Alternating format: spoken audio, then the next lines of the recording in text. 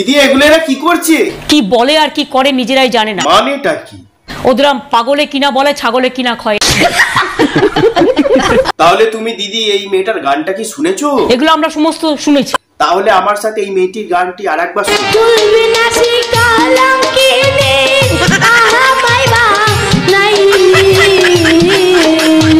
কি ভাষায় কথা বলছে দেখতে পাচ্ছেন না? কেন দিদি? প্রতিটা কথা মিথ্যে কথা, প্রতিটা কথা ভাওতা। আমার মনে হয় এই কথাগুলো তোমাকে বলতে। তাতে আমার কি যায় আসে? আরে দিদি তুমি বুঝছো না কেন? তোমাকে ভয় দেখানোর জন্য এগুলো করছে। কিন্তু আমায় ভয় দেখিয়ে লাভ নেই। কেন কেন? কারণ আমাকে চমকালে আমি গড় যাই। মানে কি দিদি? তুমি কি এদের সাথে পারবে? তুমি তো একা। আমি একা, কিন্তু আমার সাথে 99 জন পাবলিক আছে, মনে রাখবেন।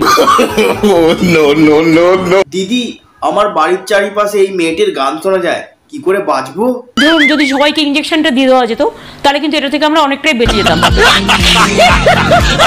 দিদি তুমি যে বললে এই মেয়েটি ইনজেকশন নিয়েছে, তো কয়বার ইনজেকশন নিয়েছে দিদি? 2বার ইনজেকশন নিয়েছে। 2বার যদি ইনজেকশন নিয়ে থাকে তাহলে এরকম গান গাইছে কেন দিদি? এসব বলে লাভ নেই। আরে বলার কারণ আছে। তাহলে তুমি আমার সঙ্গে এই গানটা একবার দেখো।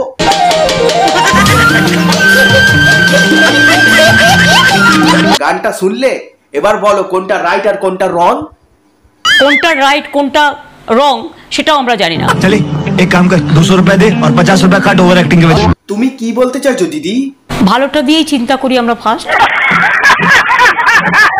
তুমি জানো এই মেয়েটা আমাদের এলাকার মানুষের রাতের ঘুম কেড়ে নিয়েছে। এটা আপনি আটকাবেন কি করে?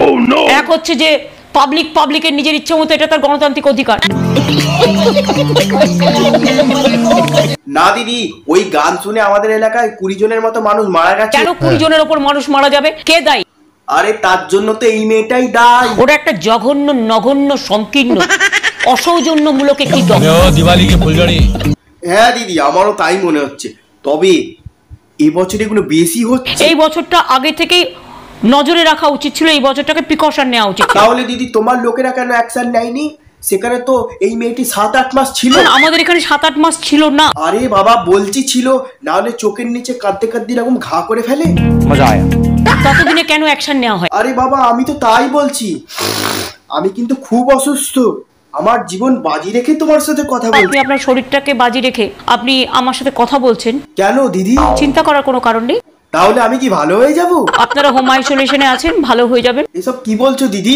আমি তো বাড়িতেই আছি। জাস্ট আপনি আমি ভুলে গেলাম কি বলতে যাচ্ছিলাম, কারণ এইভাবে অর্ধেকটা বলে অর্ধেকটা। আচ্ছা যাকে এসব বাদ দাও, কি করে আটকানো যাবে সেটা বলো। এইভাবে তো আটকানো যায় না। এসব কি বলছো দিদি? তবে আমরা নিজেরা অনেকটা সচেতন হলে। ও তার মানে তুমি বলতে চাইছো যে ওই মেয়েটা গান গাইবে আর আমাদের সচেতন থাকতে হবে? এই কথাটা কি তুমি প্রাইম মিনিস্টারকে জানিয়েছো? আমি ফেব্রুয়ারি মাসে একটা চিঠি লিখেছিলাম প্রাইম মিনিস্টারকে। তাহলে দিদি তিনি কি বললেন? এখানে 2 বছর হাতে রাখতে হয়, 2 ইয়ার্স এটাকে কন্টিনিউ করে। তার মানে দিদি তুমি বলতে চাইছো সেই মেয়েটির চোখ থেকে আরো 2 বছর জল বের হবে? তাহলে তো সে মরেই যাবে। না এসব কি বলছো দিদি? আমরা নিজেরাও যতটা পারবো আমরা প্রিকশন নেবো, যেটা আমরা নিচ্ছি। ও যারা গদ্দার লোক একদিন চিহ্নিত করতে পারবে। আর বলা কি সম্ভব সবকিছু? আরে না দিদি ঠিক আছে আমি চলে যাচ্ছি। আরে আপনাদের প্রবলেম হচ্ছে কি, আপনারা এই যে আমার সাথে ইন্টারভিউটা করছেন, আমি খুব সরি, এত ব্যালেন্স করবার চেষ্টা করবেন।